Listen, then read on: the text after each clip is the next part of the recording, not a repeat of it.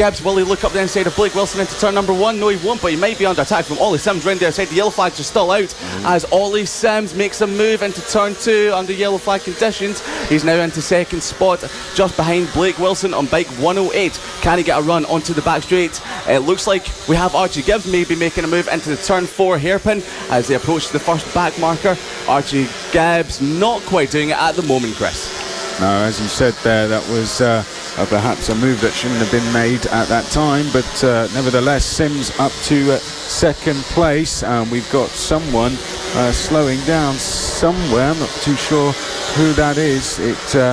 It's not one of our leaders because the top 3 are still as they are. Yeah, I think it was perhaps someone that was caught up in the incident, but Blake Wilson it is who still leads the way. Ollie Sims with the fastest lap. Then in third place it is Archie Gibbs. Those 3 have got a 1.5 second lead over Luke Fitchett, who is all on his own at the moment, but chasing down our lead trio. Then it's Payne, Keane, Day, Harris, Holt, we have a move and for second. Schofield. Archie Gibbs looked up the inside of Ollie Sims, but just held it round the outside. Ollie Sims, fantastic manoeuvre, late on the brakes. Archie Gibbs just having a wee look at the moment, so I think he might actually just go for a gap in the next couple of laps, but he's climbing all over the back of Ollie Sims at the moment. But we've got Blake Wilson still in the lead of the race for the time being, but as they come down the home section of the track, we've got Ollie Sims looking around the outside. Will he make a move into turn number 2 like he did a few laps ago? And Archie Gibbs not quite yet, but he's shaping him up. Well, the championship leader trying to get into the race lead at the moment, but Blake Wilson will feel he deserves a win after his performance yesterday. Of course, he did make that one mistake in the race. That was all it took, and unfortunately he was down on the deck at turn number 2, and Blake Wilson, you could just tell from the way he got the race underway that he is super determined to go and take that win he feel he may have deserved yesterday. But Sims and Gibbs are in a championship fight as well just behind this. And is Fitchett starting to get closer? No, it's still 1.5 seconds, but we'll monitor that gap. And we've got someone off at the last corner, unfortunately. Now the bike is down, rider trying to and that's the end of the race. I think the rider was trying to get back on, but the rider we have a change for lead. Out of the race. Yes. Ollie Sims is into first spot just ahead of Blake Wilson. Like he'd done that along the home straight. So Archie Gibbs is challenging Blake Wilson. We've got our championship leader Ollie Sims into first spot there, so great move by our championship leader, bike number 73 Archie Gibbs, all over the back of Blake Wilson. And can we see the man who has been picking up race win after race win in the last couple of races make a move before the end of the race? Just there, Ollie Sims nearly clobbered the back of a back marker there, managed to set up and just made it past in time. And I'm just saying, Luke Fitchett is now in this battle and is all over the back of Archie Gibbs. So Luke Fitchett, who was once 1.5 seconds behind this battle, is now right behind him in the red and black leathers. That is Luke Fitchett trying to challenge Archie Gibbs for third place. So very close battle at the moment for third place, as the leaders now turn through the chicane and onto the back straight. Oh, and I think that was Fitchett being delayed through the chicane there, so Fitchett's going to drop back slightly from the leaders as our leader now comes up towards the left-hander. Ollie Sims, it is, still leading the way, has a gap now of 7/10 from Blake Wilson, Archie Gibbs and Luke Fitchett. Then it is Payne, Keane, Day, Harris, Holt and Schofield. Through the last corner they go, and as they come across the line, we're going to be going on to the last lap, Liam. Yes, I can't believe the race is already almost over, but a massive lead for Ollie Sims as he's getting his way past the back markers, and he's putting a couple of bikes in between himself and Blake Wilson around the final lap. So Ollie Sims holds a 0.8 of a second advantage at the top of the field. Can Archie Gibbs make a move on Blake Wilson? He's got a good run out of the chicane. Can he make a move? He's not quite close enough just yet as our race leader Ollie Sims makes his way into turn number 4. Archie Gibbs, could he be lining up our second position and our race leader yesterday before he fell off?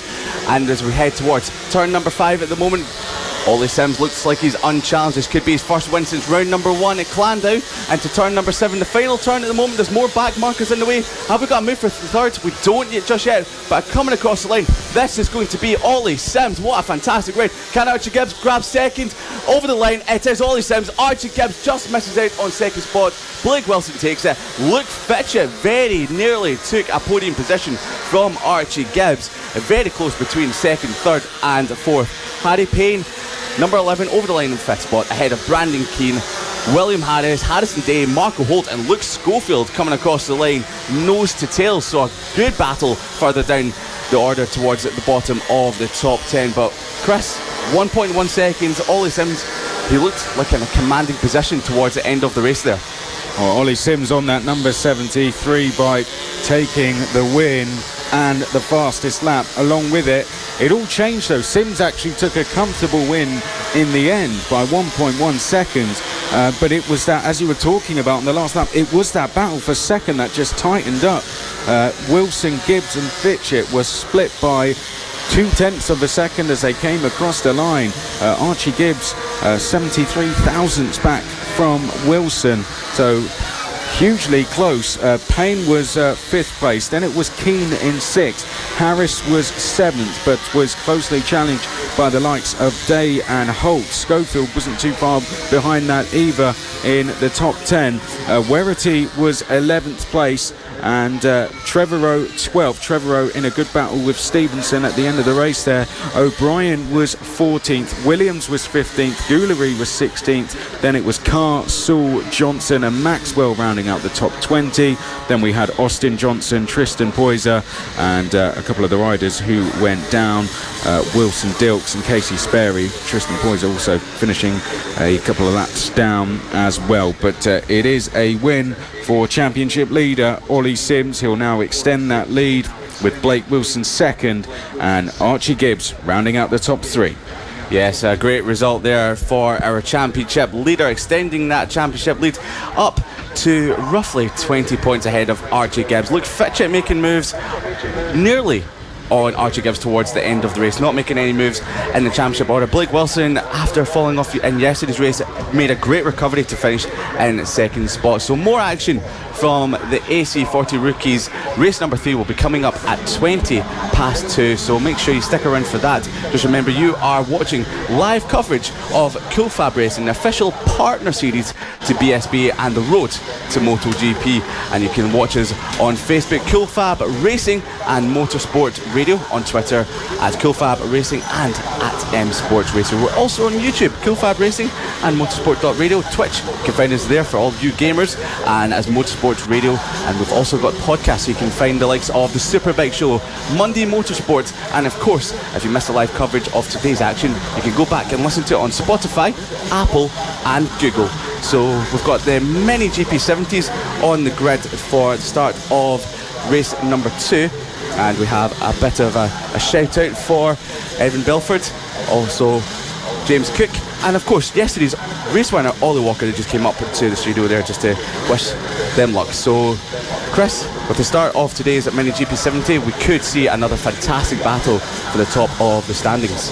Yeah, well, James Cook now leads the championship after that second place yesterday. Eddie O'Shea is now second, was in the lead of the championship, now 12 points behind. Then it's Belford and Hitchcock, rounding up the top 5, Bailey, Stuart Campbell. But your grid, Ollie Walker, who was 9th in the championship coming into this. Fantastic performance from him so far. He is on pole position with Evan Belford alongside. Then it is Eddie O'Shea. Let's hope for a better race for him today. Bailey Stuart Campbell to his outside. James Cook, one to watch on the inside of row 3 with Ryan Hitchcock next along. Then it is Emmanuel Brinton and Harrison Crosby. Rounding out the top 10, Johnny Garness and Alfie Davidson. Owen Mellor and Carl Payne will be on row number 6. Then it is going to be Thomas Gomez and Dylan Mellor. Then we have Carter Brown and Saffron Watley, and at the back of the field is Jack Kirsch. And Ollie Walker rolls into position, and the field now just lining up, and we are getting ready to go for race number 2 of the Mini GP70. Liam. Yes, yesterday's race was a hot one. The lap record was broken 5 times. So Bailey Stuart Campbell came into the weekend holding the lap record. It was broken by James Cook. So can we see another hot race in action? The GP70s give us great, fantastic racing. So, as the riders are ready, heads are down, green flag is up. Mini GP70 race number 2 is underway. Great start there from second place, Evan Belford, right into first spot. Bailey Stuart Campbell cuts off Ollie Walker. Hopefully they make it through turn number 2 cleanly this time round, unlike yesterday after a bit of contact into turn number 3. Belford leaves Stuart Campbell, leaves Ollie Walker, leads. That is our former championship leader, Eddie O'Shea. Looking up the inside, Ollie Walker nearly made the move on Bailey Stuart Campbell round the outside. Eddie O'Shea not quite doing it just yet. Looks like it could be Ryan Hitchcock into 5th spot, making up ground. James Cook has dropped a couple of positions there at the start of the race, unfortunately, but it looks like Evan Belford, as he makes his way onto the home straight for the first time, running over the curve there, has opened up a bit of an advantage ahead of Stuart Campbell and Ollie Walker into 3rd spot. Yeah, that was great riding from Belford, but good riding from Stuart Campbell as well, because he tried that exact move yesterday and was unsuccessful in doing so. But this time, Stuart Campbell pulled that move off perfectly, going straight from 4th to 2nd place. So good riding from him. However, look at that trio he's got behind him. Walker, O'Shea and Cook. He's going to have a task on his hands trying to hold off those three.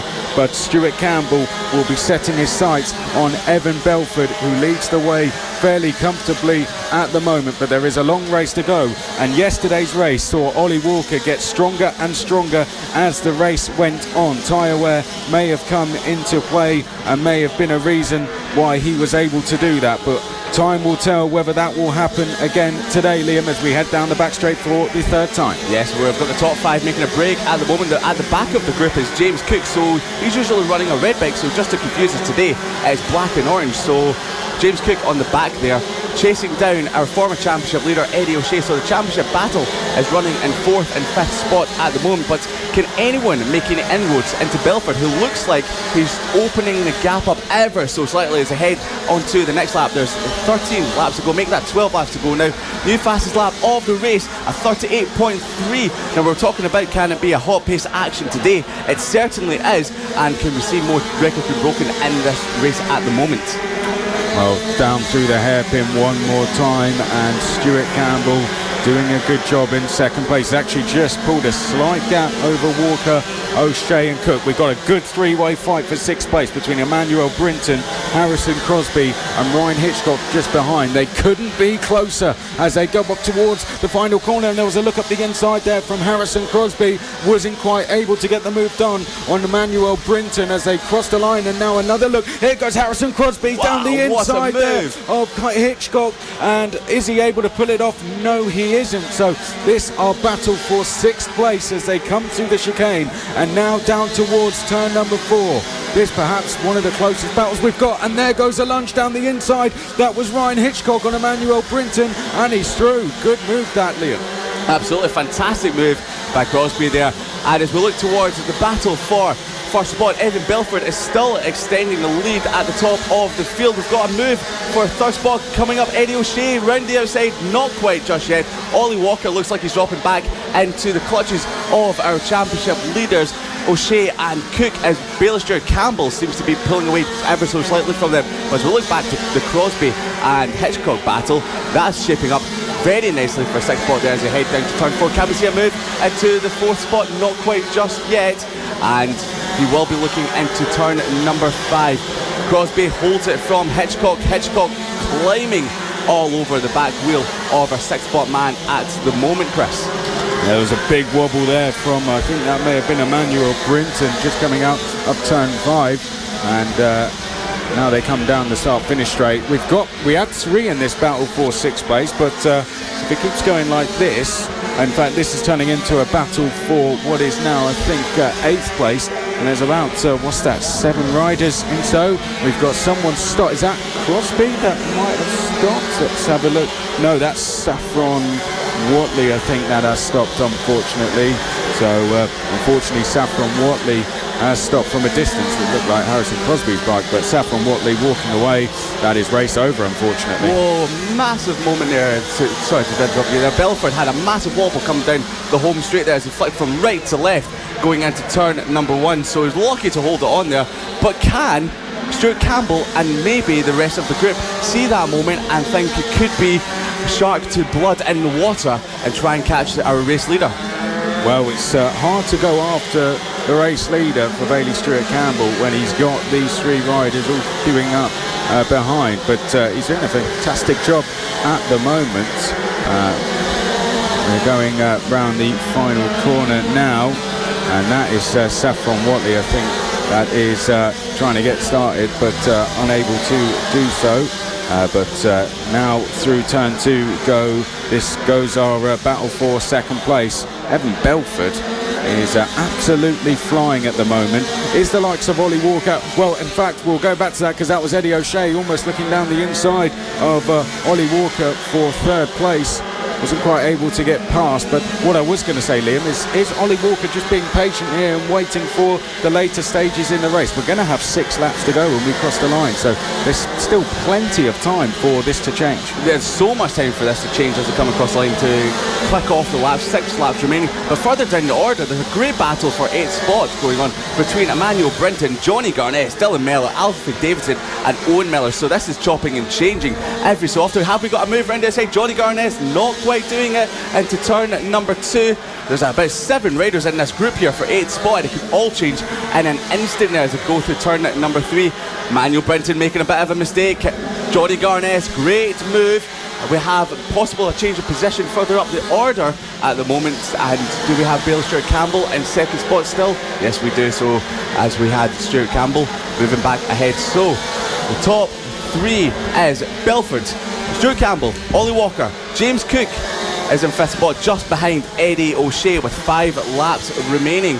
Are they catching Belford? The lap times are very close. They're setting 38.5s at the moment, so Belford could maybe start to come back to them as the tyres wear away. Well, I'm still watching this battle for 8th place being led by Emmanuel Brinton, and down towards turn number 4, I think that was Davidson looking to the outside of Garness. We've got just behind that Dylan Mellor having to go on the defensive, which has split that group now into 2. And they head through turn number 6, now up towards the final corner, and once again that was Garness almost going down the inside of Brinton. But now we go back to this battle for second place being led by Stewart Campbell, change of Walker, position for Eddie O'Shea and Cook just behind.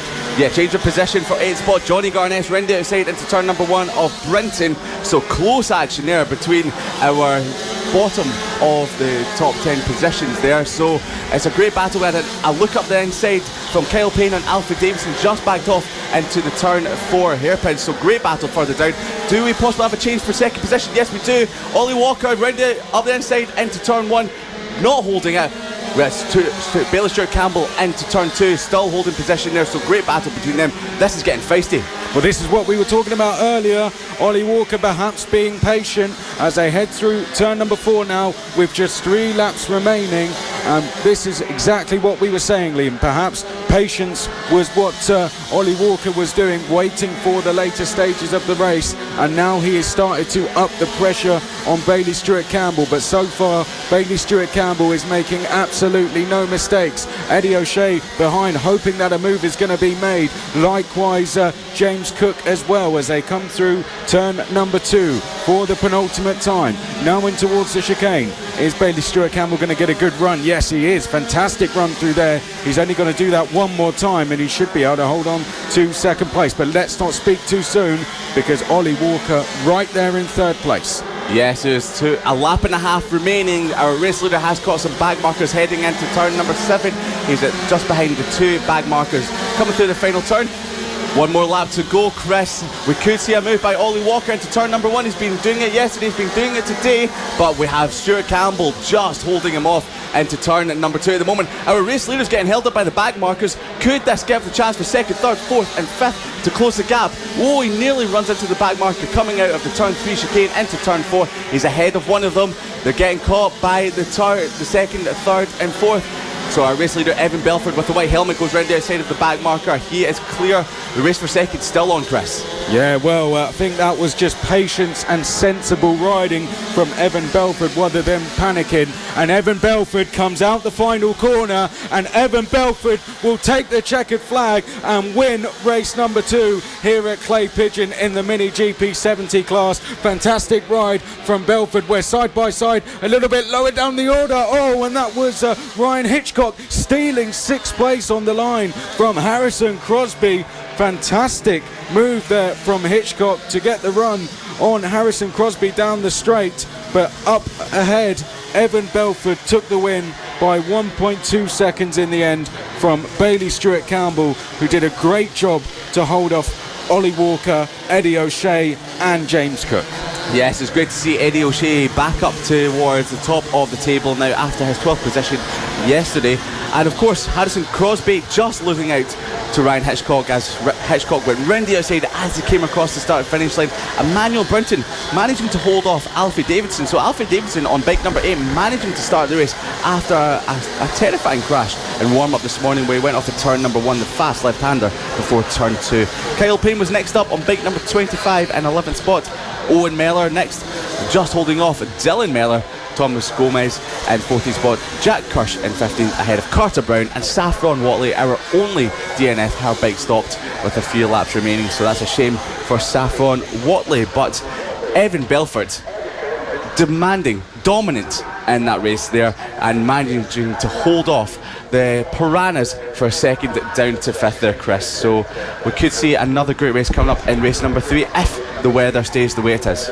I think so. I think whatever the weather does, that's going to be a fantastic race, and we have plenty more of that coming up throughout the day. You are listening to live coverage of the Road to MotoGP. This is round 3 of the Cool Fab Racing British Mini Bikes Championships, live from Clay Pigeon. We are live on coolfabracing.com. You can tune in via Facebook and Twitter on Cool Fab Racing and Motorsport Radio. Check us out on YouTube. You can also tune in via Cool Fab Racing on YouTube. We're live on Twitch as well at Motorsport Radio. And if you're on the move today and just want to listen to some radio coverage, you can do so at motorsport.radio. Yes, of course you can. We've got the sun shining at Clay Pigeon, round number 3 at the moment. The forecast says the rain might come in, so that could hamper the third races of the day, but right now we're still on our second races. This is the third race of the day at the moment. So the AC40 Pros are lining up on the grid just before the start of the green flag lap. So Mason Foster took the race win yesterday, his 6th win of the season. Can he make it 7 from 8? The only time he didn't win was Lodge last time out. Race number 2, we have a faller on the warm-up lap just out of turn number 1. We have a faller, not quite sure who that is at the moment. So did he lose it himself? Was he clipped? Not too sure. So he's back up. He's looking at his bikes, hoping to get that started. That is a shame for the rider that went down at turn number 2, so number 72. So that was Samuel Munson. So Samuel Munson will be wanting to get back round to the start of the grid. So quickly, the grid order is Mason Foster, our championship leader, on bike number 88, ahead of Clayton Edmonds on bike 146 in 2nd spot. Samuel Munson is back and up and running, making his way round to the grid. Ethan Sparks in 4th spot. Cameron Sewell in 5th, ahead of Henry McCartney. 7th is Charlie Huntingford. Finn and Wedderty is next up. Holly Harrison 9th, ahead of Keaton Payne, Greg Marshall, Warwick Brady, and Aston Dean rounds out the runners and riders in 13th spot on bike 127, Chris. Yes, well, let's get ready to go racing once again here at Clay Pigeon. We're going to perhaps have a slight delay on this start because Samuel Munson, his bike still being looked at over on the run to turn number 2. So I'm not too sure if we're going to be delayed for a slight moment here, but everyone else is in position and ready to go. But yeah, so we have at the moment lots of people running over, dads from all different riders trying to help Samuel Munson get back in the race. The bike's going again. Oh, we might wait for Samuel Munson to come round. We've got some we're hearing as well that there is some fluid on the track, and that might mean we may need a track inspection as well, so there could be further delays to this race. That's just what we're being told. That's not a fully confirmed, but Samuel Munson is heading back round, and thankfully the grid will wait for Samuel Munson to get into position, but we understand that there could be a slight delay to the start of this race. Samuel Munson is actually being pointed to the back of the grid. Well, Samuel Munson is going to have to start from the back, and Liam, it looks like we are going to get racing very shortly with the green flag about to fly. Yes, so the green flag is up for the start of the AC40 Pros. Is down. A great start by Clayton Edmonds. Mason Foster on the second getaway gets a great run into turn number 1 at the moment. So that is Mason Foster. Clayton Edmonds next up as they head into turn number 3. So great start there from our championship leader. And Mason Foster looking to open up a gap at the head of the field as they make their way down to turn number 4. Clayton Edmonds all over the back of a championship leader at the moment. Can he make a way through? Well, that is half a lap complete. We still have 9 to go when they cross the line next time, but it was a nice and clean start from the riders out there in the AC40 Pro class as they now head round the final corner and down the start-finish straight in towards turn number 1 we go. And it is Mason Foster leading the way from Clayton Edmonds and Ethan Sparks in third. Then it is McCartney, Sewell, Werrity, Munson, Huntingford, Payne, Brady, Harris, Marshall and Dean as our leaders now head down the back straight and towards the hairpin. Foster and Edmonds very close together at the moment. Then a bit of a gap back to third of 0.6 of a second where we find Ethan Sparks. Oh, and there's almost a change for 5th place. That was Sewell and Werrity going head to head. I think it's now a 3-way fight we've got going for 4th place here as we come up to the line to complete lap number 2. Yes, Clayton Edmonds is put his hook into the back of Foster and going with him, dropping Ethan Sparks to a lonely third at the moment. Have we got a change for 4th spot? Not quite, as Samuel Munson, who started at the back of the grid, already up to 5th spot, had a look up the inside of Henry McCartney. Can he do it through the turn 3 chicane up towards turn number 4? Got a great run out of the chicane up to turn 4. We have Munson up the inside into 4th spot, as quick as you like, only on lap number 2, and we have Munson up to 4th spot. Can he catch Ethan Sparks in front of him for 3rd, or possibly the race leaders? But it looks like Clayton Edmonds is up for a fight today, not letting our championship leader away. He needs to get in front because Mason Foster has always been very quick towards the end of the races as the tire goes away. Have we got a move for the lead up the inside into turn 2? Not quite. Edmonds just backs out of it at the last second, but got a fantastic run through the fast turn left at turn number 1, through turn 3, down the back straight into turn 4. Can he make a move on the inside at the hairpin? Not quite, but he's looking up the inside.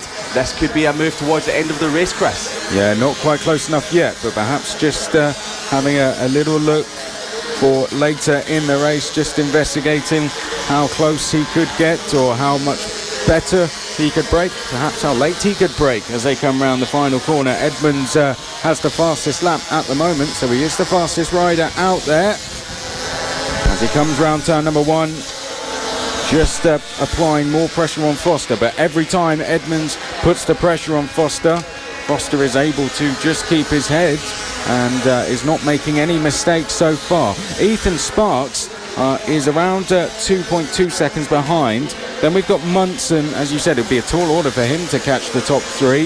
Behind that, we've got a great battle going on for 5th here between Henry McCartney and Cameron Sewell. Down towards turn number 4 they go. Sewell trying to get into the top 5. Not able to do so at the moment, but has had a look up the inside already, Cameron Sewell.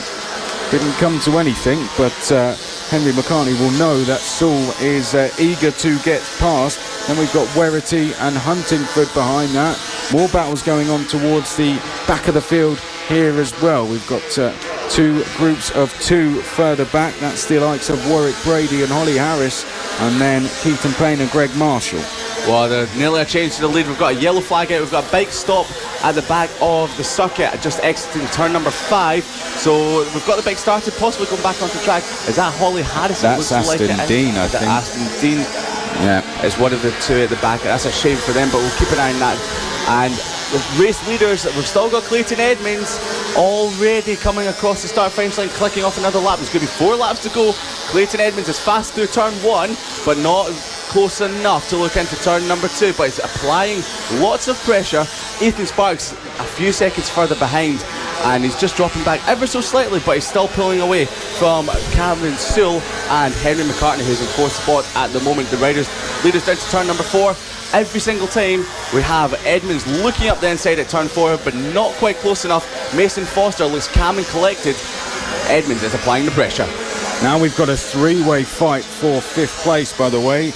Looks like Finn and Werrity is that has joined in. as they go through the and a change. Is that a change for 5th place? I think it is. So good riding there. We've got this is our 3-way battle for 5th, so that'll be a change for 6th place. We'll just confirm that as they come round the last corner and up towards the start-finish straight. Leaders, meanwhile, are heading down towards turn number 4. Here we go through turn number 1, and we'll just confirm the change. That was Samuel Munson, in fact, going up to 4th place. So McCartney down to 5th and Sewell down to 6th. So that is Munson on a bit of a charge there. As leaders coming round the final corner, is that? Yes, we have Mason Foster just getting caught up by Aston Dean there. Back marker, we have Clayton Edmonds in the lead to come across start finish line. 2 laps to go. There's been a change of the lead. Mason Foster got put onto the curb by the back marker. Clayton Edmonds leads for the first time this race. Can Mason Foster close the gap as he heads through turn 3 onto the back straight? There's a bit of a gap at the moment, but Mason Foster looks determined. Head down. A lap and a half remaining, Chris.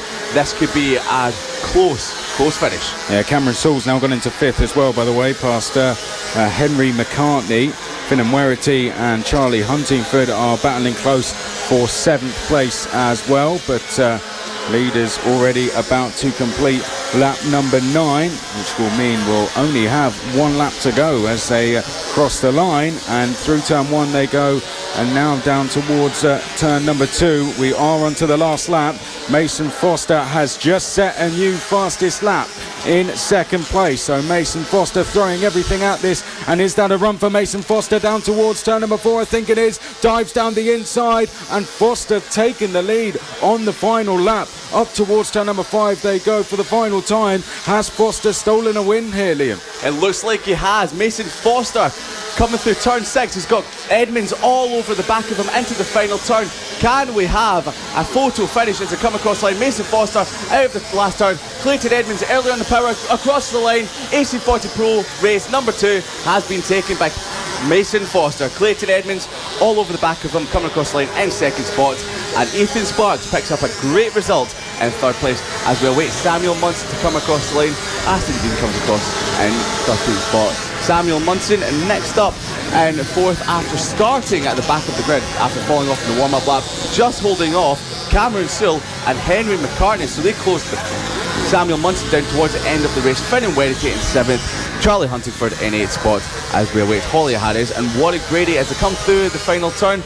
Across the line now it's going to be Holly Harris holds on for 9th spot, Warwick Grady 10th, Greg Marshall and Keaton Payne come across the line to round out our runners and riders for the AC40 Pro race number 2. And what a race that was towards the end of the closing stages.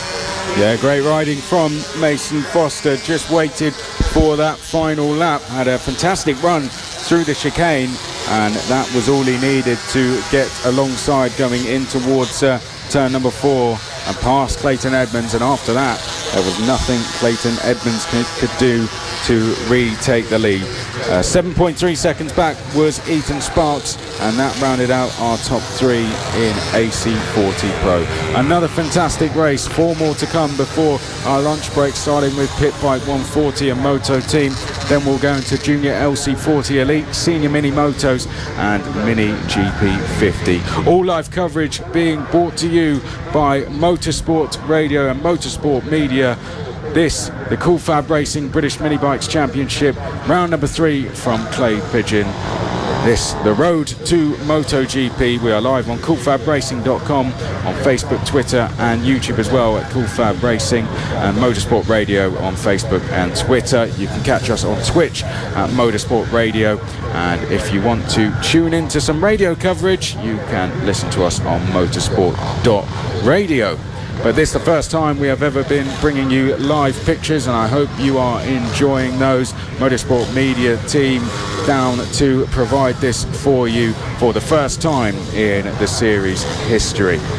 Yes. Liam, This is going to be an exciting one because, as you'll probably see, the grid is pretty full. We couldn't really fit many more on there for the Pit Bike 140s and Moto team. 30 bikes getting ready to go racing. Yes, absolutely. There's so many riders on the track. They pretty much stretch all the way back around to the start-finish line. It's like a mad hound dog of riders heading out onto the start of the Pit Bike 140 class and Moto team as well. So we've got Moto team teaming up with the Pit Bike 140s for this race. So it's the fourth race of the day, race number 2 for the riders, and we had a cracking scrap yesterday with Leo Corfield taking his first win of the season. He turned up for this round and he's taking the win already. So as they head out on their warm-up lap, it's Jamie King on pole position ahead of Matthew Bolsover. We have Leo Corfield, yesterday's race winner, in third. Richard Holmes-Williams next up. Harvey Claridge in fifth spot ahead of Cameron Corfield. Josh Watley in 7th, John Petit in 8th spot. William Lathrope in 9th place ahead of Ben Bailey. Ryan Gaines in 11th on bike 711. Simon Clouds on the head of the Moto team class ahead of Will Howarth in 13th. Aston Ballard 14th. Ian Jackson 15th spot. Sean Whittaker in 16th. Rob Petit 17th. Callum Wybrow in 18th spot ahead of Ben O'Keefe. And then Henry McJuice rounds out the top 20 just ahead of Jason Pugh. Tom White in 22nd. Daniel Gilbert 23rd, Alistair Kinnaird in 24th spot, Vincent Bailey next up in 25th, and we have Roger Monks in 26th spot, Alex Corridon Brown in 27th, Harrison O'Keefe next up in 28th ahead of Gary O'Keefe on bike number 63, and Anthony Perrell rounds out our 30 racers for the start of the Pit Bike 140. Well, as you said, Liam, we saw a fantastic race from the Pit Bike 140s and Moto team riders yesterday. Jamie King is on pole position, Matthew Bolsover alongside, and race winner from yesterday, Leo Caulfield, third place. Green flag is up and it's down, and Jamie King a great start, but Matthew Bolsover trying to challenge round the outside as they go through turn number 2 for the first time, and Matthew Bolsover, he's still round the outside and he takes the lead going into the chicane. So Bolsover hits the front already as we go down towards turn number 4 for the first time. Jamie King in second place will be a little bit frustrated that he allowed that to happen, but Jamie King has got plenty of time to retake that lead. This is a 15-lap race as they come through turn number 6. We are side by side for third place as well. We could almost be 3 across going into the final corner. So many changes there, it's been hard to keep up with, but we'll call the order for you as they come across the line. It's Bolsover and King first and second, then Holmes Williams in third, Caulfield is fourth, then it's Lathrope in 5th place, Claridge is 6th, Cameron Caulfield 7th, Petit is 8th place, Bailey is 9th, and Gaines in 10th. Yeah, it was a great move into turn number 1 from Lathrope up the inside of Caulfield, Chris. And we had a change for 5th, Claridge past Lathrope. Wow, but that's a great move there by Harvey Claridge, making his way up the order. He's in fact in front of Leo Caulfield, so Caulfield has dropped a couple of positions, so he's had Lathrope and Claridge moving up to 4th and 5th, as Jamie King is still climbing all over the back of Matthew Bolsover. He's got a great run out of the final corner, around the outside to turn number 1, will he have the inside for turn 2? Matthew Bolsover just holds the position at the moment as they head towards turn number 3. We have Jamie King climbing all over the back of him. Great run through the third corner, along the back straight into turn 4, looking up the inside, has he done it? Late on the brakes, Matthew Bolsover, the late breaker that he is, manages to still hold first position. And we had a change for 4th place as well. That was Claridge past Holmes Williams as they come through turn number 5. Bolsover though under a lot of pressure now. We've had a change for 2nd place, I think that is as well. King has dropped back to 3rd, so Lathrope that is up to 2nd, and he's trying to challenge for the lead as they come through turn number 1. Oh, there was almost contact there, but Lathrope is into the lead as they go through turn number 2 on lap number 4. Bolsover now 2nd, and King is 3rd. Ben Bailey's pulling off the track at turn number 1. Ben Bailey, our championship leader, off the track on the infield, heading towards turn number 2. It looks like a bike issue. Shame for Ben Bailey as we have a fantastic battle. Everyone is fighting tooth and nail for this, but William Lathrope, where has he come from? He's climbed from the 5th, 2nd, up to 4th, 3rd, 2nd, 1st within the space of a couple of laps, as we still have Jamie King climbing all over the back of Bolsover. And look at Lathrope, he's starting to pull out the way, so Bolsover looks over his shoulder. Jamie King round the outside in turn 1, he's done it. Harvey Claridge up the outside in turn 2, not quite doing it just yet. Harvey Claridge can make a move, Bolsover nearly clips the back of Jamie King. Well, I've got to say, Bolsover made that very easy for Jamie King, and I wonder if he just almost allowed Jamie King to go past, but he's going to drop a further place with Claridge down the inside into the hairpin, and Claridge is up to third place, and Bolsover had to sit up there momentarily. The pressure and loss of positions may not stop there, though, because he's going to have the likes of Holmes, Williams and Caulfield just behind as well. That's Leo Caulfield as they come through the final corner, and now onto the start-finish straight. A look over the shoulder for Jamie King in second place there, and he will see that he's got a hard-charging rider coming up. That is Claridge, and they come through now the chicane and down towards the hairpin for another time, and it is very, very intense, isn't it, out there? 5 laps gone, 10 to go. Yes, and we have Leo Caulfield, the fastest rider on track, making a move. He's just in front of Cameron Caulfield at bike 448. Oh, it's getting, it's getting, what's going on there? Is that a back marker? That's, and Bolsover is up to 4th place, isn't he? There was a back marker there, or someone that had some problems, and it's all kicked off. A lot of changes of positions, and there's going to be more and more of that as the race goes on. Yeah, it looks like it was Anthony Perrell that was getting in the way of the riders as they came through the final couple of corners. But onto the back straight, we've got the top 3. That is Lathrop, Bailey, King and Clouds through turn number 4 into turn 5. Clouds is putting in a spirited ride at the moment on a bike they might not have the top speed as the rest, but through the corners he is very, very quick. Jamie King climbing all over the back of Lathrop into the final turn. They will be crossing the line any moment now to tick off the laps. There will be 8 laps remaining for this crazy Pit Bike 140 in Motor Team race. Jamie King looking around the outside in turn number 1. Snaking was Lathrop as he hit the brakes into turn 2, heading towards turn number 3 chicane. Can we get a great run through the chicane from King? Not quite at the moment, the gap has opened up, but 4th, 5th and 6th, that is Bolsover, Caulfield and of course Richard Holmes Williams. And looks like we have Claridge into turn 5, not getting past Jamie King for the moment, but is looking every which way as they approach more of the back markers, Chris. Yeah, well, that back marker that we first hit has caused a big gap between our lead battle and now our battle for 4th place, as we said, and that's going to continue to happen. We saw it in race 1 yesterday, and no doubt we'll see it again today. That's often how you can win a race in this class as they come through the chicane, and Claridge still trying to pile the pressure on second place Jamie King. Bolsover still doing a great job to hold on to 4th place there from Holmes Williams and Leo Caulfield. Cameron Caulfield about 3.1 seconds back from that. Then it is Petit, Howarth and Gaines. That rounds out our top 10 at the moment. Looks like our leader's actually starting to pull away here. Lathrop just extending a bit of a gap as we now have just 6 laps remaining, coming across the line to complete 9 laps. Yes, a new quick lap from William Lathrop there at 39.914. That's his fastest lap of the race at the moment as he goes round the outside of a back marker, nearly put him on the curb, and Jamie King has put a bit of a gap between himself and Harvey Clouds for 2nd and 3rd position at the moment. So it's looking quite good for Jamie King. Can he catch our race leader William Lathrop on bike 226?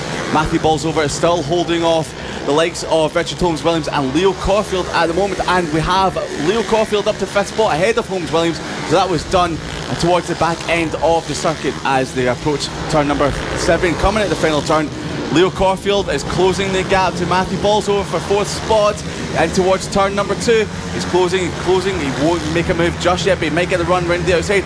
Jamie King has been held up massively by some back markers through the chicane, and Harvey Clouds might have an opportunity up the inside. Can Harvey Clouds do it? Yes, he does. Into turn 4, hairpin, runs a little bit wide but still holds it. Jamie King might get the switch back, not quite, opportunistic. We've got a rider down, 2 riders. Is that our race leader? No, it's not, but that was some riders further down the field that we had William Lathrop going past. Anthony Perrell is one of the riders, and bike number 64, Ben O'Keefe, went down at turn number 5, Chris. Yep, and our leader now coming up towards turn number 2. Oh, and down the inside of 2 back markers at the same time. Brave stuff this from William Lathrop, despite the fact that he's got a gap of 2.5 seconds, so he doesn't really need to take risks like that. But as our leader now exits the hairpin and up towards turn number 5, Lathrop there doing a great job, and he's going to have some clear air for the next lap or so.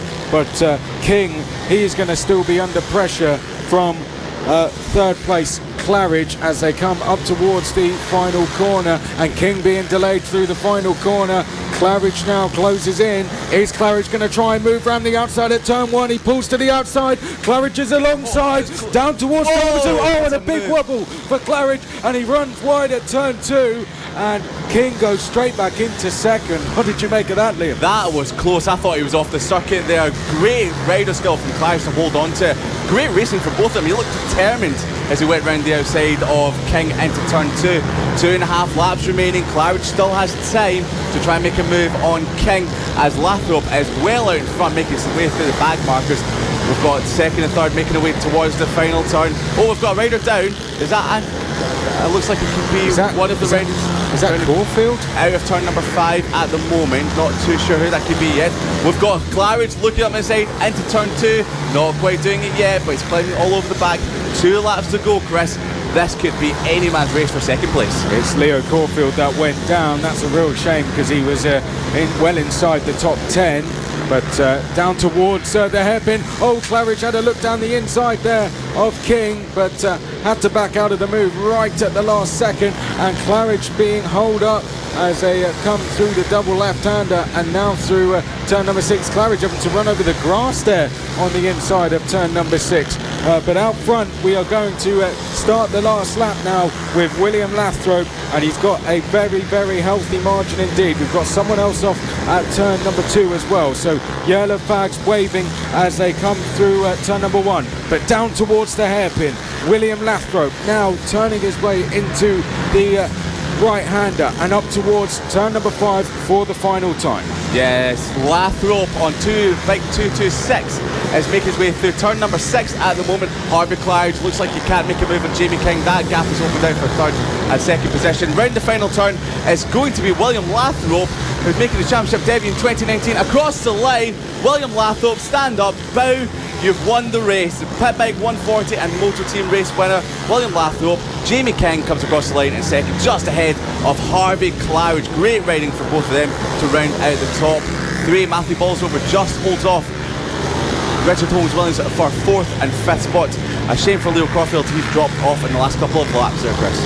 Yeah, Claridge taking the fastest lap there towards, that was towards the start of the race, and Claridge, fantastic riding from him. So it was Lathrop, King, Claridge, Bolsover, and we had Holmes-Williams. Petit in 6th place, had a good race. Howarth was 7th place. Behind that we had Ryan Gaines, Ian Jackson and Henry Majus rounding out the top 10. Simon Clowes 11th, then it was Aston Ballard, Sean Whittaker, Callum Wybrow, Jason Pugh rounded out the top 15. Tom White, Daniel Gilbert was in 17th place. And then behind that we have Alex Correndon Brown in 18th place. Alistair Kinnard was 19th place. Roger Monks rounded out the top 20. Harrison O'Keefe, Vincent Bailey, Cameron Caulfield, Ben O'Keefe, Gary O'Keefe was the top 25. Leo Caulfield went down towards the end of the race. Unfortunate end to the race for Rob Petit. And then we had Anthony Perrell and Ben Bailey, who went out towards the start of the race on lap number 4. Yes, absolutely. Anthony Perrell. FAB-Racing are getting support this weekend from Leukemia UK, so they'll be in the Pit Bike 140 class with Anthony Perrell, and Brandon Perrell will be later on in the Extreme at 200. So that's a great support for FAB-Racing. Great race there, Chris, and it wasn't quite argy-bargy as it was yesterday for the race lead, but we had a very, very interesting race with a new race winner. We had Leo Caulfield yesterday and William Lathrop today, so new championship riders coming in, winning some races, and hopefully they'll be continuing to come for the rest of the season and mix it up with the rest of the riders, such as Harvey Claridge, Jamie King and the rest, because 30 bikes on the grid, there's a lot out there, but it gives us fantastic racing. It really was, wasn't it? It was hard to keep up with at times. It was hard to know who was where at times as well, because when you have 30 riders out there with a variety of experience. Sometimes it can be hard to know who is where, but we did our best for you, and it was a fantastic race. Lots of overtaking. Unfortunately, a couple of riders not making it to the end, but we can always expect that in a field of 30. But fantastic performances out front. Great battle for second place, great battle for fourth place as well at one stage, and it all came down to negotiating those back markers. I think that was a big part of who came out on top in some of the battles. We said that towards the start. If you catch one at the chicane, it can be very, very difficult. It can lose you a lot of time, but it's all about negotiating those. As our next race comes out onto the track, it's going to be Junior LC40 Elite, race number 2.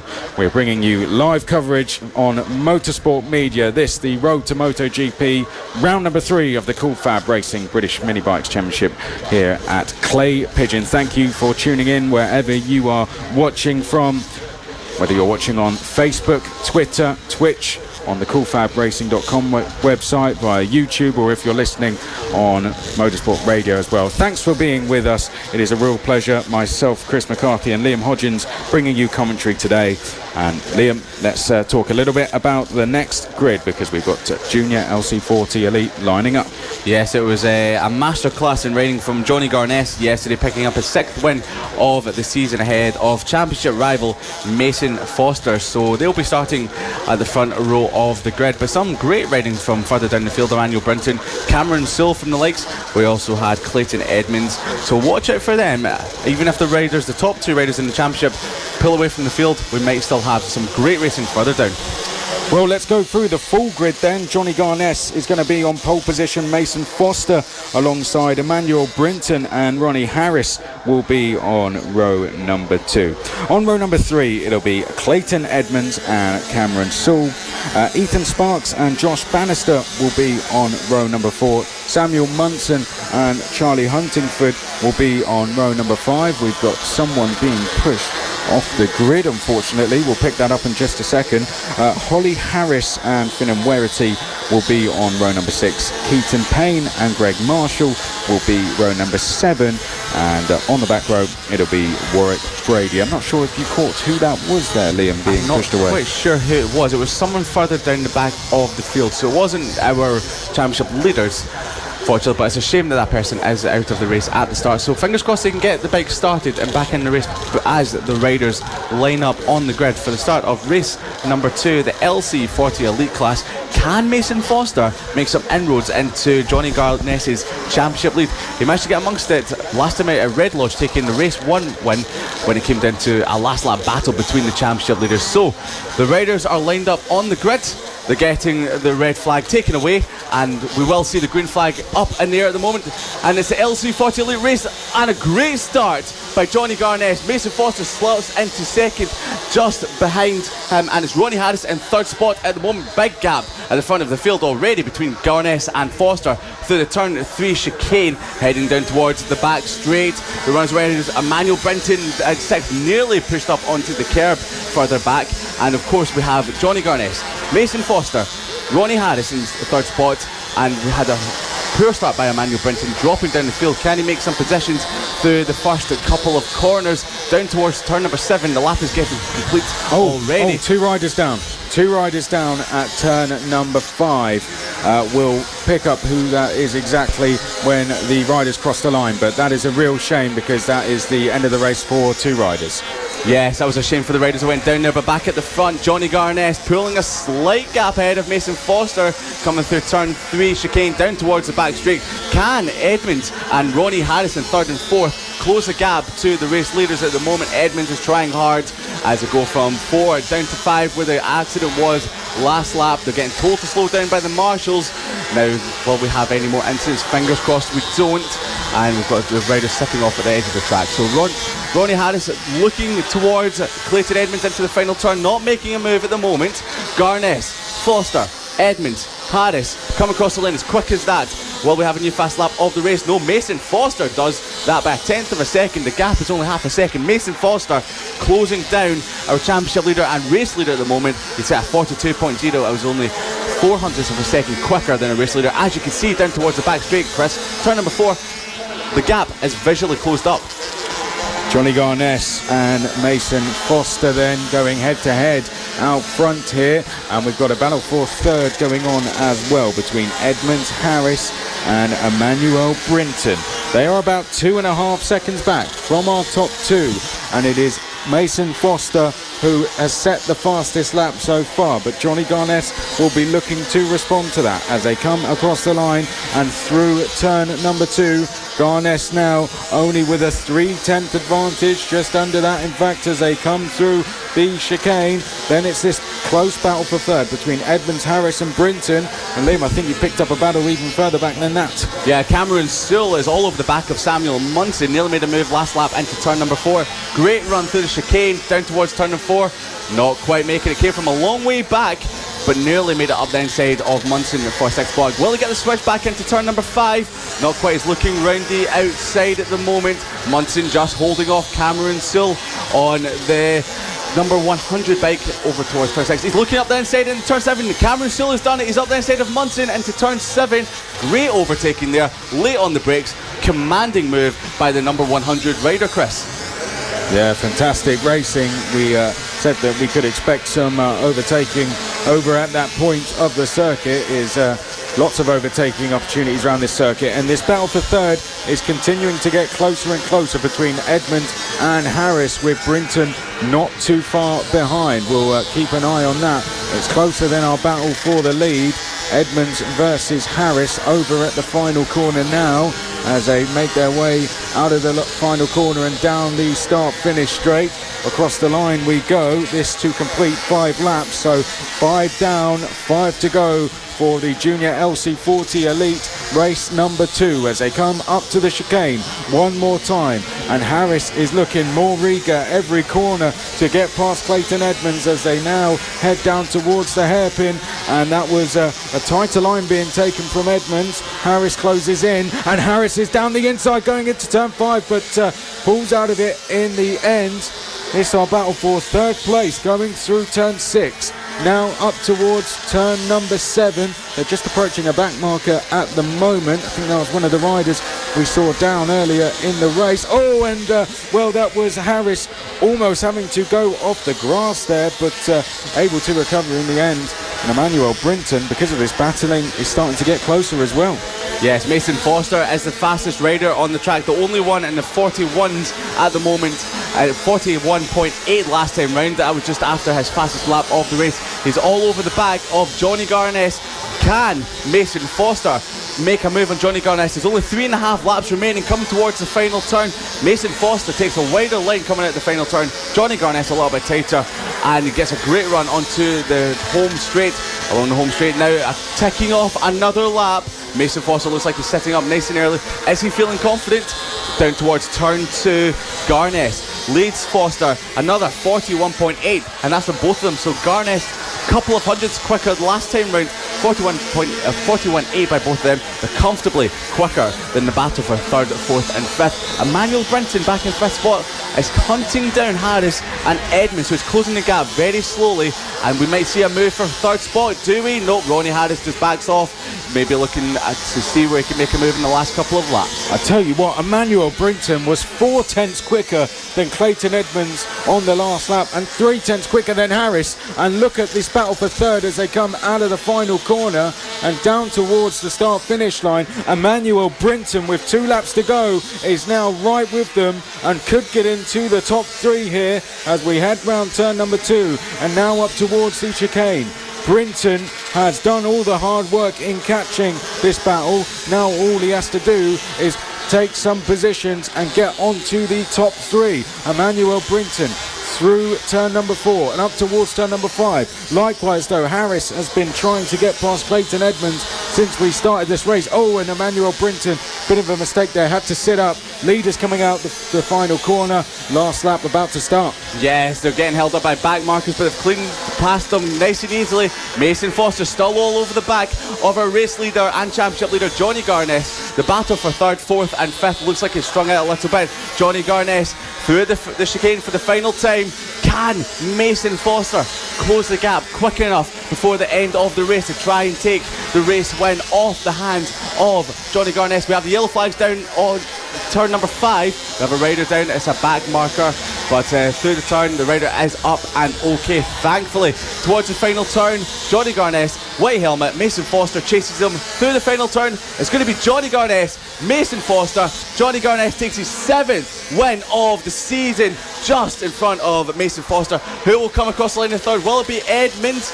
Edmonds is coming across the line in third, Ronnie Harris 4th, Emmanuel Brinton in 5th spot, Chris. Yeah, we've had someone go down on this last lap, and I'm not going to try and say who it is until we've got everyone across the line, but unfortunately we had someone go down, and I think it is Charlie Huntingford. Unfortunately, Holly Harris was the rider who had to retire on the first lap, and Huntingford down on the final lap and being attended to at the moment. But well, there's our winner, Johnny Garness, fastest lap, race win. Had some pressure throughout to deal with, there's no doubt about that. Mason Foster was 3/10 behind at the flag, but didn't Garness deal with it perfectly? Garness, who's looked on fire all weekend, and he takes yet another race win. Fantastic performance from him. Mason Foster, 2nd place, 5.6 seconds back. Then we had our battle for 3rd place, which was just as intense as our battle for the lead, if not more so, with Ronnie Harris in 4th place, just 3/10 back from Edmonds. And Emmanuel Brinton, got to give him a shout out. He caught that battle, but unfortunately I think just a slight mistake towards the end dropped him back, but nevertheless showed fantastic pace. And we still got another race coming up later, of course, for every single class. Top 5 finish, not bad for the championship at all. Cameron Saul, 6th place, Samuel Munson, 7th place, Josh Bannister was 8th place. Then we had Henry McCartney in 9th place, and then we had Warwick Brady, Keaton Payne, Greg Marshall, Finn and Werity rounding out the field. Unfortunately, the drivers we lost throughout the race, Charlie Huntingford and Holly Harris, but we hope both riders are okay and will be back with us for race number 3. 2 to go before our lunch break here at Clay Pigeon. Senior Mini Motos up next, and then we'll have race number 2 for Mini GP 50.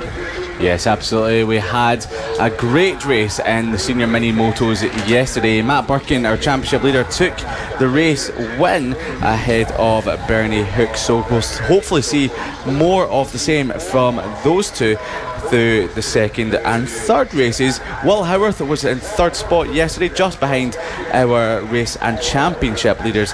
And then it was Josh Birkin. So Josh Birkin just missed out on his, well, what would have been his 2nd podium of the year. So just missing out there, but he finished in 4th spot ahead of Simon Huntingford. And of course Andy Whedon and Rob Petit were next up. So there's lots to look forward to when it comes to the Senior Mini Moto racing.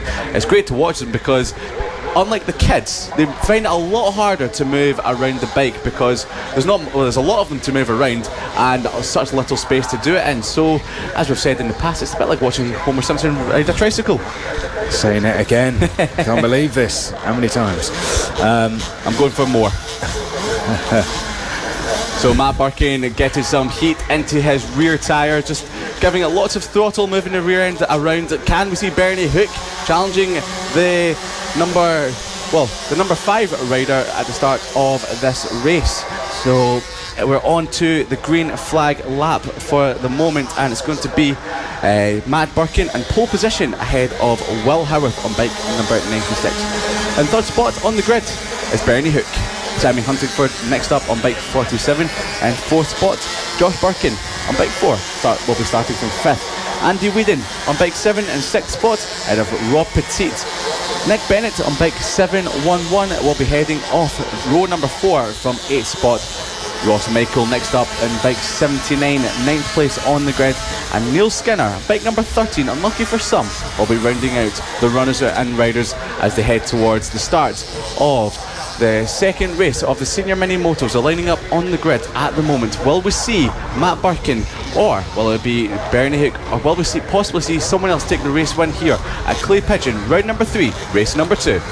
Well, we'll find out very shortly. They've rolled into their grid slots. Matt Birkin in pole position.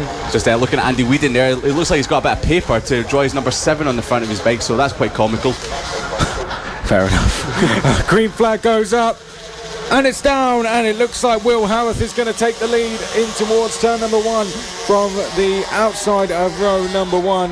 Will Howarth into second place, into the lead. Sorry, I think that's Huntingford into second as they now come through the chicane and down towards turn number 4. Matt Birkin has dropped down to third place as we go through the hairpin for the first time and up towards turn number 5. It's very close for the lead between our two leaders. All 10 riders look to be going round safely, so that is good news. But our battle for the lead very intense between Howarth and I believe Huntingford as we head down the start-finish straight to complete lap number 1. Birkin there in chase of the top 2. Yes, Matt Birkin has a little bit of work to do as Will Howarth got a great start from pole position and he's getting chased very quickly by Huntingford. So round turn number 3 on towards the back straight. Bit of movement from Huntingford. Will he go up the inside of turn number 4? Nope, he sets up nice and early, leaving it for the likes of Howarth. So Matt Birkin just look, he usually, we've got a move for the lead. We've got a move for the lead up the inside, runs a little bit wide by Howarth. Well done. Oh, we've got a rider down from 4th spot. That's a rider down from 4th spot out the exit of turn at number 5. That was actually Huntingford, I believe. That may have been actually Huntingford. So I think it's Bernie Hook we have in first spot at the moment. So as we come across the line, it's going to be Matt Birkin closing down our leaders of Will Howarth in second and Bernie Hook in first spot there. So as we come through turn number 3, and Matt Birkin has closed the gap nicely on the first 2. Yeah, the top 3 split by just under half a second. Shame to see Simon Huntingford go down, but top 3 very close together as you can see. Coming now round turn number 5. Doing a great job here is Bernie Hook. Great move that was for we've got another rider down at turn number 5. I think it was from 4th spot. So Rob Petit. Yeah, it's a shame. That's a horrible corner as you're trying to get back on the throttle. Highside City it is, Chris. Yeah, well, it's 2 incidents already. Let's hope we don't see any more. Is that an attempt for the lead? It was, but it was an unsuccessful one from Will Howarth as he now heads through the chicane and down towards the hairpin. Looks like Matt Birkin, our pole sitter, is actually just dropping away from this battle for the lead here as we now start, we are on lap number 4. Still 5 to go when we get to the end of this one. Apart from this battle for the lead, we are pretty spread out, bar from a nice little battle going on right down the back of the field. Yeah, it looks like Huntingford is making his way up to the field. And another one. That's turn number 5 again. That's Whedon. Andy Whedon's gone down. He's back on the bike, he's up and he's okay. The rider went down the lap before was actually Josh Birkin, not Rob Petit. So Josh Birkin looks like he's out of the race. Bernie Hook, Will Howarth pulling away from our championship leader through the chicane once again. Can Howarth get a run onto the back straight? No, he can't, not just yet. We have Will Howarth looking up the inside, late on the brakes, but it was too far back, so not making a move into the turn 4 hairpin just yet. As I switch back to turn at number 5, Matt Birkin dropping back. Will Howarth, Bernie Hook. This is a great battle for the lead, but we have Howarth all over the back of Hook, looking every which way. He's looking like he's eager to get past, but at the same time, Howarth looks like he's comfortable in second spot. Hook looks like he's might lose the lead of the race, come down the home straight, not quite just yet. Into turn number 1, he's backed off. Bernie Hook still leading the way from Will Howarth. Yeah, doing a great job, Bernie Hook. As you said, Will Howarth, he doesn't have to make the move just yet because he has got a comfortable gap over Birkin. So he's in a great position at the moment with 4 laps remaining here at Clay Pigeon. This is the Senior Mini Motos race number 2. Good battle going on further back. Now that is for a 4th place between the likes of Petit, Bennett and Whedon, and they're almost 3 wide going into the hairpin. Whedon up the inside of both of them there. Yeah, great riding there from Andy Whedon. So straight into 4th place after, of course, having that incident a little bit earlier on. But Bernie Hook it is who still leads from Howarth. Birkin is around 1.2 seconds back at the moment as they go down towards turn number 4, and a look over the shoulder there from Hook. Howarth goes to the outside, and is that going to be a change? We'll have a look as they head up towards turn number 5. This is going to allow Matt Birkin to get closer, and there's a move down the inside, and is that Howarth into the lead? I think it is. Yes, great riding by Hook and Howarth. The change of position all through the lap there. They're heading into turn 7. Will we see another change of the lead? Not quite just yet. Hook leads away. Howarth in second as they come across start finish line. 2 laps remaining. Matt Birkin has closed the gap. We might have a change of lead into turn 2. Not quite yet. Will Howarth still looking, but not quite making the move. Well, we have Hook look over his shoulder like he did last lap. Nope, he's onto the back straight. Head down, charging towards turn number 4. Bernie Hook looks like he's in command at the moment, but Will Howarth has closed the gap through the twisty section of the track again. Will he make a move towards the end of the penultimate lap? We will wait and see. Bernie Hook looked like he momentarily lost the lead down at 4 and then came straight back past at 5. So great riding from Hook, not standing for any nonsense here from Howarth as he comes across the line to start the final lap. Howarth is running out of time to take the race win off Bernie Hook there. Matt Birkin is getting closer and closer as they come up towards the chicane. For the last time, Birkin getting closer still. Hook still leading the way though as they now head down to the hairpin. And is Howarth going to be able to make a move? His only chance looks like it's going to be at the final corner now because he's not close enough to do it into turn 5 as they head now through turn number 6. Yes, towards the final corner. We've got Hook in the lead. Howarth in second is closing the gap on the brakes, but he won't do it. Coming through the final turn, can he get a run towards the line? It looks like it's going to be Hook across the line. Yes, it is. Hook across the line to take the victory in the senior mini moto race. Will Howarth in second spot, fastest lap of the race on the final lap. They're congratulating each other as he head round turn 2. Matt Birkin couldn't put a glove on the top 2, but he still gets third spot. Important points for the championship for him. Andy Whedon will waiting for him to come across the line as he heads towards the line at the moment. Bike number 7 with the number 7 drawn on the front of his bike. Quite comical. It looks like with an old chip packet, and he's in 4th spot ahead of Nick Bennett, Rob Petit in 6th, Sam Humphreyford in 7th after crashing early on in the race coming out of turn number 5. Ross Michael waiting to come across the line in 8th, is coming over the start finish line on the blue bike now, and Neil Skinner is in 9th spot, and Josh Birkin our only retirement from the race. So Bernie Hook, your race leader, your race winner, and we've had someone fall off on the cool down lap at turn number 4. Oh dear. I think was that possibly Nick Bennett on a red bike, not quite sure. So yeah, just too much celebration from the rider, slipping off at turn number 4 on the cool down lap, but he's back up, he's okay, he's heading back towards the pits. Great race from Bernie Hook and Will Howarth. Hook, line and sinker. Oh dear. Well, that was as bad as that fall on the cool-down lap, I think. Perhaps getting a bit excited by the cameras down there. Speaking of, you are watching live coverage of the Road to MotoGP Cool Fab Racing British Mini Bikes Championship, round number 3 here from Play Pigeon Pictures, brought to you by Motorsport Media.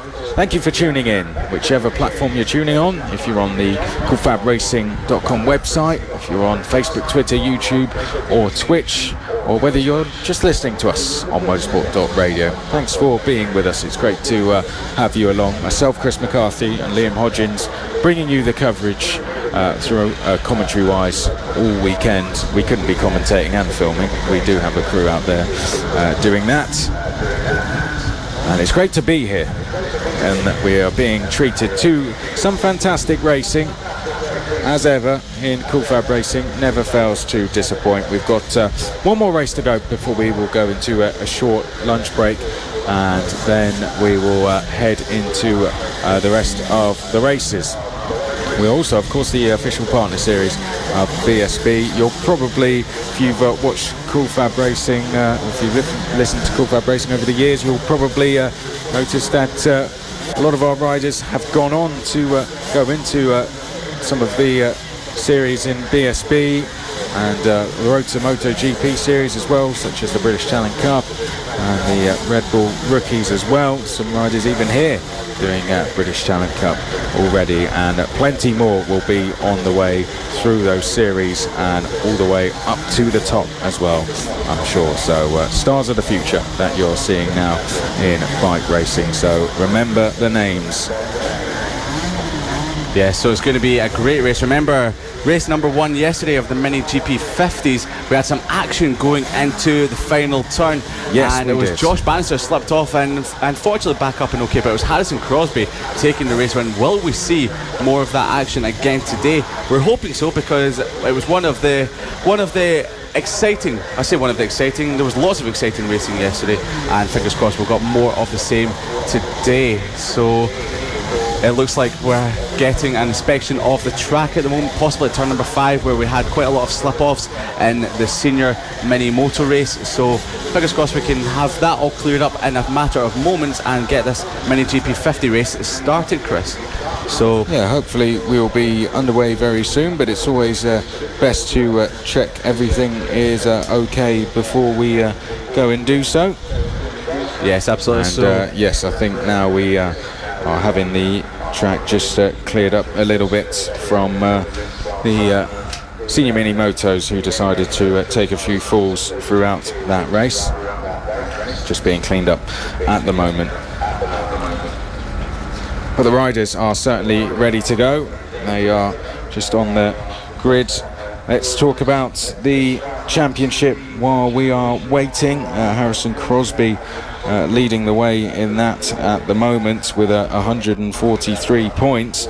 Then in second place we have Ryan Hitchcock with 122 points. Josh Bannister is currently in third place with 111 points. Carl Payne is in fourth place with 107 points. Fifth place then it is Lucas Brown. Then we have Ronnie Harris, Mason Johnson. Eighth place is then Taylor Stewart Campbell, and then Ollie Horner up to ninth with next along Jimmy Parker. But that is your championship standings. Due to what you can see happening on circuit, we are going to have 2 green flag laps before we go racing. That's just so the riders can just feel what the conditions are like out there, and so we can get everything cleared up. This is definitely what the riders don't want to happen, because their adrenaline is rushing, the hearts are beating, they're ready to start. So the longer they're sitting on the grid, the nerves will be building up, and well, when they do eventually start off, it'll be like letting the lion out of the pen. They'll be setting off like a rapid scalding rabbit as they head towards the turn number 1. So fingers crossed you can stay all safe and quiet, with good racing of course involved, and we won't have a repeat of what happened at the final turn yesterday. So as you may remember, it was Harrison Crosby took the race win. Josh Bannister unfortunately slipped off, and it was, well, of course, Lucas Brown who picked up second spot, inheriting the second spot for that.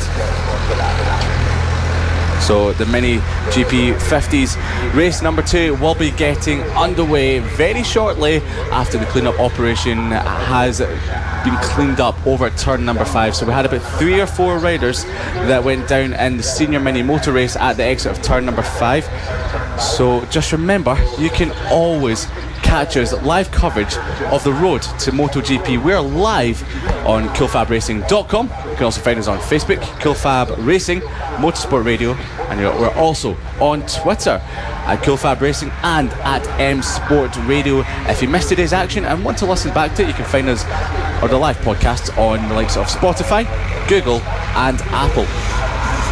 And one thing I will mention, if as anyone has to people not just tuning in online, but everyone around the circuit, if you have heard or experienced of any problems, please do bear in mind that signal here is not exactly the best. Of course, we aren't exactly in the middle of a major city. We are quite literally in the middle of nowhere, so do bear that in mind. But I think we've got to give a shout out. We've got our crew out there, 3 cameramen, Dan and the 2 Jakes, and we've also got the main man, Lester, bringing you all the action as well from our studio. So a big shout out to those guys. Just also I know you listen to us, but there is a crew behind it. I think we get the easy job. We do indeed just get to talk about the racing action. Also a big shout out to the marshals and the medical crew who are doing a great job out there today, and teamwork makes the dream work. So as the Mini GP50s make their way around the circuit, Josh Bannister heads them off ahead of Lucas Brown. Harrison Crosby will be starting in third spot. Kyle Payne will be in fourth position ahead of Ryan Hitchcock. Ronnie Harris on bike number 66 will be leading off from sixth spot on the grid. In seventh is Ollie Horner. Taylor Stewart Campbell, that's Taylor Stewart Campbell on bike number 97. In eighth spot ahead of Ben Jolliffe. And in 10th will be bike number 99, that is Warwick Brady. So there's 2 warm-up laps at the moment just to check track conditions. So they've just started their second warm-up lap. They'll be making their way round to the grid in about 30 seconds time. So once again, Josh Bannister had a slow start towards yesterday's race, dropped back down to 4th. We had Lucas Brown, Harrison Crosby and Kyle Payne leaping off the line to take the top 3 positions. Chris, do you think we can see a repeat of yesterday's race with the top 4 pulling away once again? Well, I think only time will tell, but certainly that can perhaps be expected. I mean, Josh Bannister, his pole position time in the end, he did take pole by 0.4 of a second, did that on the final lap in qualifying, but in the race it really was a close scrap. But I hope we do see that from a neutral point of view. That would be fantastic, but I think Josh Bannister will disagree with every word that we just said there, and he'll just want to clear off out front and take a win here fairly comfortably. I've got to say the track looks pretty good to me as they were going round there whilst you were going through the grid, just having a look at the riders go through turn 5, and doesn't look like we're going to have, well, I hope I don't speak too soon, but it didn't look like we have any major problems track-wise through there. So great job by the crew here to get that cleared up. Right, green flag is up. Bannister and Brown, your front row, and Brown is going to be the one to lead through turn number 1. Bannister dropping to second place. So a great start there from Brown from second place. Looks like Bannister is just about going to hold on to second, had to fight for it, and yes he does. Bannister holds on to second as they now head down towards turn number 4 for the first time. We've got 2 riders side by side for third place. Is that Crosby involved in that? I think it might be. Yes, it is. Crosby is up to third place, so a really well executed move from Harrison Crosby there. Already we can see our top 4 riders pulling away with a 5th in chase. So let's get the order for you as they come across the line. It is Brown who's leading, but for how long? Because Bannister dives down the inside. Bannister's going to be on the outside now for turn number 2, but the switchback is pulled off, and that is Bannister into the lead, and going into second is Crosby, going into third is Hitchcock, and I think Payne may even go into 4th as well. Yeah, it's such a shame for Brown. He's been pushed back to 5th spot after Bannister came through, and it was like a wrap up a drain pipe, scoured his way through and into the lead. A great start by Crosby and Bannister. There's a little bit of needle between those two, so into turn number 7, will we see an aggressive pass? Not yet, but Bannister, as we come across the line to tick off lap number 2 into lap 3, Bannister leads away from Crosby. It's Hitchcock next up, Kyle Payne in 4th place ahead of Lucas Brown. So Brown, will we nearly have a change for second spot into turn number 2? Not quite yet. Ryan Hitchcock nearly looking up the inside, trying to get his wheel in front. He's climbing all over the back of Crosby. Can he make a move into turn number 4? Late on the brakes. It looks like we have Crosby still holding the lead, second spot just behind Bannister at the moment. Into turn number 5 they go. Crosby climbing all over the back of Bannister in first spot, but we have Hitchcock. They could be making a move into turn 7 any moment now. They've round the final corner once again, Chris, and it looks like we have Crosby. Great run from the final corner. Can he make a move into turn 2 round the outside? No, Bannister's still holding it off, going defensive into turn 2 for the moment. Yeah, the top 3 here very close together, but quickest on track is 4th place, Kyle Payne. Kyle Payne absolutely flying in 4th. Lucas Brown then in 5th. Will be hoping to recover after that fantastic start to the race he had. So 5 riders technically I'd say could be involved in this lead battle, because Brown could be on his way to that lead quartet as they now head up towards the final corner. Rounding out the field then it was Harris, Horner, Jolliffe, Stewart Campbell and Brady as we now head down to complete lap number 4, and once again just a differential in line there as Crosby just trying to take a wider line, but he's run a little bit deep, and that was almost Hitchcock going down the inside into the chicane there. So I think Crosby just going a little bit too deep on the brakes into turn 2, and he was almost punished for it. Now Josh Bannister finds himself with a bit of a gap over Crosby in second. Yes, very close action between Hitchcock and of course Crosby there, so that could give Payne the impetus to find a way through, but Hitchcock still not giving up for second spot as Bannister always gets a good run out of the final turn. Can Bannister or Crosby? But can Crosby take the lead into turn number 1? Not quite, but he's looking up the inside once again. Will he make the move stick this time round? Late on the brakes? Not quite. Still holding position for the moment. Bannister is late on the brakes into turn 2. Holds the line into the middle of the corner. Gives Crosby a tough time to try and get past. So we have Payne climbing all over the back of Hitchcock at the moment. This group of 4 riders pulling away from early race leader Lucas Brown, who was pushed back to 5th spot after Bannister came through. Crosby really struggling to make this move now. He's definitely feeling the pressure from Hitchcock and Payne. Lucas Brown 1 second behind this, so if this battle starts to get intense, he could start closing in.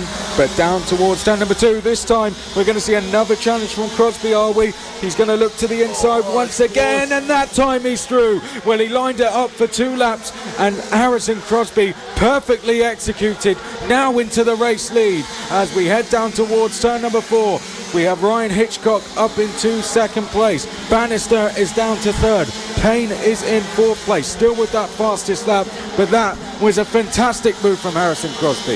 Yeah, he's been lining it up for a couple of laps there, but it's left Hitchcock into 2nd spot, which he doesn't want, because Hitchcock nearly puts a wheel up the inside into the final turn.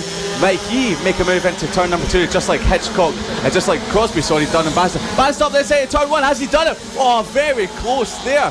Nearly had his front tyre wiped away from Hitchcock. Close racing, clean racing, but very, very tight as he head down towards turn number 4 at the moment. Can we see a move from Hitchcock? He looks up the inside, not quite doing it just yet.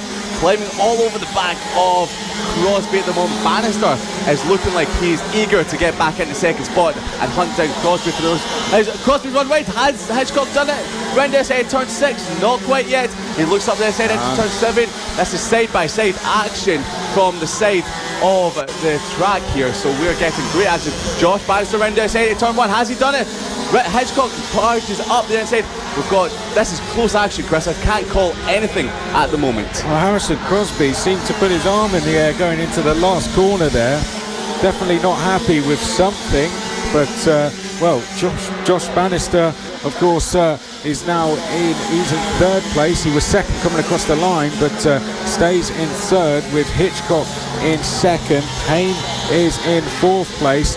But it is getting very, very intense between our 2 leaders, and a dive down the inside there almost from Hitchcock. He just can't find a way past Crosby at the moment, and every time he tries to make a move that doesn't work, he invites pressure from Josh Bannister, and that is not something he wants to do. Despite those attempted moves, despite the pressure, Harrison Crosby has just set the fastest lap with 5 laps now to go. So we are starting to get towards the latter stages of this race here, and any one of these 4, you could say, could take the win, Liam. Absolutely. Oh, and there we go. Sorry, there's the move. Oh, almost there from Hitchcock. Well, that caught me out there. Poor Hitchcock was going to dive down the inside, but one person who didn't catch out was Crosby. Yes, Crosby's doing a great job soaking up that pressure in 1st spot. Are they possibly dropping Bannister and Payne? Not quite yet. Ryan Hitchcock looking up the inside into turn number 2. Can he do it? Not quite yet. They're catching a back marker. Can the back marker get in the way? Hitchcock all over the back wheel of Crosby in 1st spot. Down towards turn number 4. Can we have Hitchcock late on the brakes as he looks up the inside? Not quite doing it. Bannister has closed the gap once again. The back marker is coming into play at the twisty section of the circuit. That's what they don't want at the moment, especially for Crosby, who will get held up through turn number 6 here. Will he get round the outside of? Yes, he's cleared them nice and easy, but he's put the back marker between himself and, of course, Hitchcock. Hitchcock has to go round the outside of the back marker. Bannister is invited through it, nearly running on the grass. This is close stuff from the top 3. Well, that was a big moment in this race, I have to say. Crosby just getting himself a 4.5 tenth gap over Ryan Hitchcock, who has set the fastest lap. Hitchcock not on that lap, but in previous laps, Hitchcock now fastest. Bannister third. But yes. Now, who is that? Is that Lucas Brown that has got? No, it's not Lucas Brown. He's still there, is he? Not too sure, but we'll pick that up a little bit later as our two leaders almost side by side there as they now come down towards the start-finish straight. And is that a change for the lead as we come across the line? It wasn't, but Hitchcock once again trying a move as they come through the chicane once again, and the red flags are out. Red flags are out for that instant down at turn number 4. Yeah, it's a shame that the rider went down at turn number 4. It looked like he was looking up the inside. It was once what I initially feared. It was Lucas Brown. Yeah, it looked like he tried to go up the side of Warwick Brady, the bag marker, into the turn 4 hairpin off camera there. So late on the brakes, locked the front and went down. So fingers crossed, Lucas Brown will be up and okay in a short period of time. But it looks like Harrison Crosby is soaking up all that pressure from Ryan Hitchcock. There's only 2 laps remaining, Chris. It looks like he will be handed the race win just in front of Josh Bannister. So that race was shaping up to be very close and very tasty towards the last couple of laps. Well, that's a real shame for Lucas Brown. Started on the front row, got into the race lead early on, but unfortunately, as we initially feared, Lucas Brown has had a crash down at turn 4. He's being seen to, and we will update you on anything we get on Lucas Brown. But we can't really call the race result just yet officially. We will be told as quickly as we can, and then we'll confirm the result for you. But instead, while the incident is being cleared up and Lucas Brown is being seated, let's talk about the race, because yet again, fantastic stuff. It wasn't a lot of passing in that race exactly, but it was one of those races where it's just as good, because it's the pressure, and every time they go down to a hairpin, or every time they go into the last corner, or even turn 2, you think the move is going to happen. And I've got to say, you've got to give massive respect to all the riders and how Harrison Crosby dealt with it, but also in how Hitchcock and Bannister applied pressure. Absolutely. As you said, there wasn't a lot of passing, but there was only a lap and a half to go. You felt the tension bubbling up. You felt it was going to come to crescendo in the last lap and a half, but Crosby soaking up the pressure from the Hitchcock and Bannister, and also Payne was there as well, so he could have picked up any pieces, but you could feel there was a lot of tension between the riders as they were looking for gaps. Great racing, great close racing there, and it was very clean at the same time. So Hitchcock, it's a shame that he couldn't make a move on Harrison Crosby towards the last couple of laps, but it gives us a potential great race going into race number 3 a little bit later on today. That is if race number 2 will not be restarted. There was only 2 laps remaining, so it might be quite tough for them to get them. So as we are getting told, the checkered flag is out, so the result will be Harrison Crosby on bike number 69 taking his second race win of the weekend ahead of Ryan Hitchcock. Josh Bannister rounds out the podium position, so he's picking up a podium position after his incident at the final turn yesterday. Kyle Payne in 4th spot ahead of Ronnie Harris. Ollie Horner in 6th.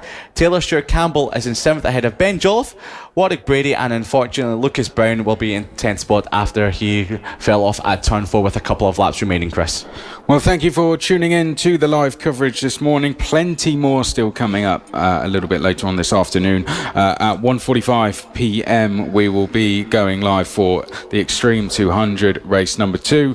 Then we'll have race number 2 for the sidecars, and then the third set of races will start from 20 minutes past 2 with AC40 rookies. They'll be followed by Mini GP70, AC40 Pro, Pick Bike 140 and Moto Team, Junior LC40 Elite, Senior Mini Motos, Mini GP50, Extreme 200, and around 40 minutes past 4, subject to any delays, we will have race number 3 for sidecars. So that is what the timetable is going to be for later on.